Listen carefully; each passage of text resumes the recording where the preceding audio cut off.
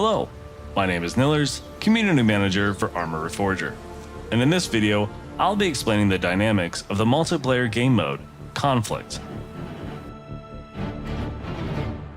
In Conflict, players engage in a fierce player versus player scenario, battling for control of strategic locations across the islands of Ireland and Eberron. Securing victory will require players to extend their radio communications, secure logistics, and dominate the enemy using a selection of period-authentic weapons and vehicles. First, players will choose one of the two playable factions, United States or Soviet Union forces. Which side you choose will ultimately dictate the equipment and vehicles that you'll be supplied with during the battle, and this cannot be changed once the match has begun. Each force has their own distinct uniforms, weapons, vehicles, structures, and more. Head to the command post to secure an arsenal and vehicles. Each side starts with a set amount of supplies for constructing utilities and fortifications, with more slowly generated over time. From here, you may enter the building mode and place down an ammunition supply point and maintenance point for weapons and vehicles respectively. Players will need to build these stations with the provided entrenching tool to utilize them. At the supply point, you'll have access to various weapons, ammunition, medical supplies, gear, and equipment inside the arsenal. On the left will be the arsenal's available assets, and on the right, your character's inventory. You'll notice that at the bottom of each arsenal item is an associated supply cost to acquiring it. This cost will be deducted from the base's total supply stockpile displayed at the top of the menu. Use resources wisely and coordinate with your team to take only the necessary equipment.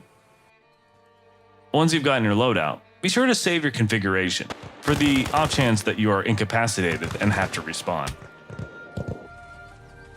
Once you're ready to head out, take one of the starting vehicles provided or head over to the vehicle maintenance point. You may have to construct one. Here you'll have a choice of vehicles based on available supplies and your character's rank. For now, hop in an available vehicle or head out on foot. Success in Conflict hinges on capturing a number of military sites scattered across the island. To win, one side must capture a certain number of strategic positions and hold them for a given amount of time. These locations are initially indicated in pink, but will change in color based on faction control. It is important to note that bases can only be secured within your faction's radio signal range. This is denoted by the green marker displayed on your map. Otherwise, they cannot be appropriately captured. Your signal range may be increased by building radio relay stations or securing bases connected to those locations. The more military sites and communication arrays you seize, the greater your operational reach. The names of major strategic bases will change in each match.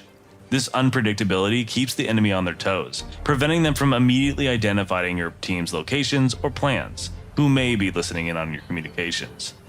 Starting HQ locations are also dynamically placed at the beginning of the match.